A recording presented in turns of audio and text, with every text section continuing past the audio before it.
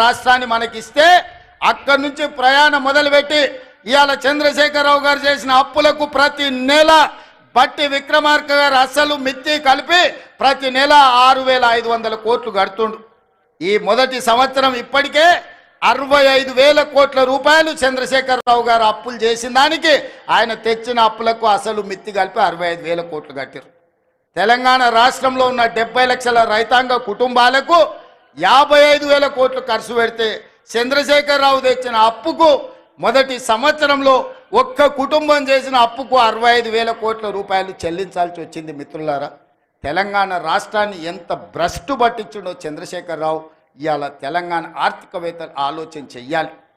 అందుకే ఇవాళ మిత్రులారా, ఈ నల్గొండ గడ్డ మీద మొదటి సంవత్సరం పూర్తి చేసుకుంటున్న సందర్భంగా రైతు రుణమాఫీ కావచ్చు, రైతు భరోసా కావచ్చు, రైతుకి ఇస్తున్న బోనస్ కావచ్చు, నిరుద్యోగ యువకులకు ఇచ్చిన 55,000 ఉద్యోగాలు కావచ్చు, ఫ్రీ సిలిండర్ కావచ్చు, ఆరోగ్యశ్రీ కావచ్చు, అన్ని పథకాలు మనం అమలు చేస్తున్నాం, ఇంకా చేస్తాం.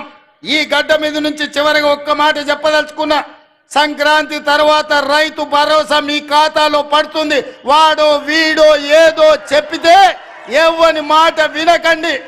ఆనాడు ఒట్టేసి చెప్పిన రుణమాఫీ చేస్తా అని చేసి చూపించిన ఇవాళ మళ్ళీ మీకు చెప్తున్నా, తెలంగాణ రైతాంగానికి నల్గొండ గడ్డ మీద నుంచి మాట ఇస్తున్నా, సంక్రాంతి పండుగ తర్వాత మీ ఖాతాలలో రైతు భరోసా గలగల పడుతుంటే బీఆర్ఎస్ వాళ్ళ గుండెలు లబడబ లబడబ కొట్టుకోవాలి. అదే విధంగా నల్గొండ రైతాంగానికి, తెలంగాణ రైతాంగానికి విజ్ఞప్తి చేస్తున్నా, సన్నాలే పండించండి. సన్నాలకు 500 రూపాయల బోనస్ ఇచ్చి మీ పంట కొనే బాధ్యత, చివరి గింజ వరకు కొనే బాధ్యత మన ప్రభుత్వం తీసుకుంటుంది. మీ బోనస్ మీ ఖాతాలో పడుతుంది. ఎవడెన్ని చెప్పినా నమ్మకండి. మీరు నమ్మకంగా సన్నాలు పండించండి. ఆ సన్నాలు మీరు పండించిన సన్నాలే రేషన్ షాపుల్లో పేదోళ్ళకు సన్న బియ్యం ఇస్తాం. హాస్టళ్లలో ముఖ్యంగా SC ST BC minority Kasturba పాఠశాలల్లో మధ్యాహ్న భోజన పథకానికి సన్నం బియ్యంతోనే పేదోళ్ళ బిడ్డలకు అన్నం పెట్టే బాధ్యత ఈ ప్రభుత్వం తీసుకుంటుంది. తెలంగాణ గడ్డ మీద, తెలంగాణ నేలలో పండించిన తెలంగాణ సన్నాలే మన బిడ్డలకు బుక్కెడు బువ్వ పెట్టాలి.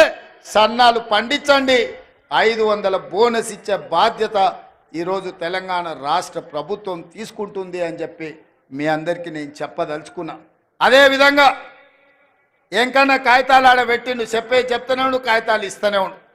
ఇంకా డెంటల్ కాలేజ్ కావాలని ప్రాజెక్టుల గురించి. అదేవిధంగా ఎంకన్నా ఎంత స్వార్థపరుడు అంటే, మేమిద్దరం నితిన్ గడ్కరీ దగ్గరికి పోయినాం, కేంద్ర మంత్రి దగ్గరికి. మాకు రోడ్లు ఇవ్వాలని, ఆయన రోడ్లు ఇచ్చే మంత్రి. మేము 2 అడిగినాం. నేనేమో రీజనల్ రింగ్ రోడ్ అడిగినా, ఎంకన్నానేమో నల్లగొండకు అవుటర్ రింగ్ రోడ్ అడిగాను. నితిన్ గడ్కరీ అన్నాడు ఏదో ఒకటి ఇస్తా అన్నాడు.